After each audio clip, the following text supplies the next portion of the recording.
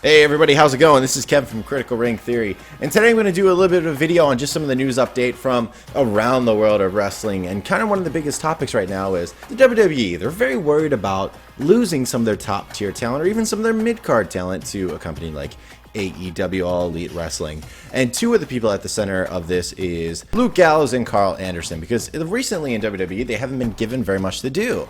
Now thankfully this past week, during the first Raw of Paul Heyman's era and also Eric Bischoff's first week, they've actually been given quite a big role relative to before. And this is really just them taunting AJ Styles for the most part, trying to get him ready to face off against Ricochet in a title match. And it was interesting seeing them highlighted, because for the most part, since they've been a part of the WWE, they haven't really been in the title picture. They've had a few matches here or there. One of the ones I remember the most is the big match where the Hardy Boys returned and captured the tag team titles for Raw at WrestleMania. That was a big moment for them, but otherwise they've been mostly stagnant and just calling people nerds. But it looks like, according to Dave Meltzer of The Observer, Gallows and Anderson have signed new contracts to the WWE. It is rumored that it is 5 years and probably somewhere between $750,000 a year and also $1 million, because apparently their previous contracts they were offered about $500,000 a year. And assuming that they turned those down, they probably got paid quite a bit more. So let's just assume, for the heck of it, they've gotten $750,000 for guys that they haven't done anything with.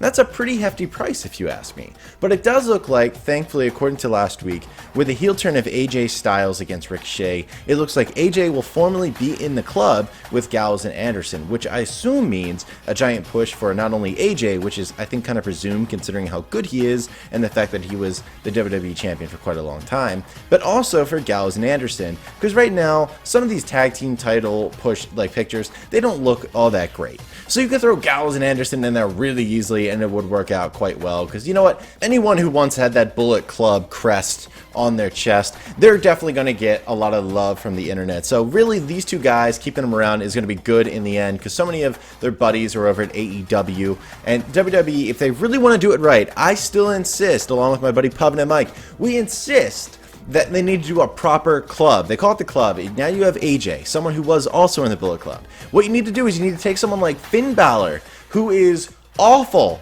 on his own, in my opinion, in the WWE, especially when you don't make him the Demon. He has nothing to do. He's a guy who's part of the Balor Club. He's a one-man club. He just wears a jacket and he smiles and shows off his penis almost as much as Joey Ryan. That's all that Finn Balor does, in my opinion. So you put him in the club with AJ and those two guys. You do basically a total copy of the Bullet Club, and I think that's okay. Then eventually it leads to a WrestleMania 36 or even 37 plans against the Undisputed Era, because you have Adam Cole, who again was in the Bullet Club, versus of course the other members of that, and you would have a great feud that would kind of remind me, that wouldn't be like, it would be the best faction feud, original faction feud since the Shield versus the Wyatt family. So this signing of contracts is brilliant, and I'm really glad to hear it, because myself, I'm a little biased against AEW. I think everyone's overhyping them just because they're not the WWE, which I think most people would admit that, but I'm glad they have them there, and that if they're actually going to do something with them, it'll be something good. So I'm looking forward to that, and hopefully they take the logical leap and go and fight the Undisputed Era eventually within the next year or so, and it'll be an awesome move if Finn Balor joins it as well. But that's kind of a news update on what's going on with that. Luke Gallows and Karl Anderson are unofficially re-signed to the WWE. So sorry AEW, suck on that.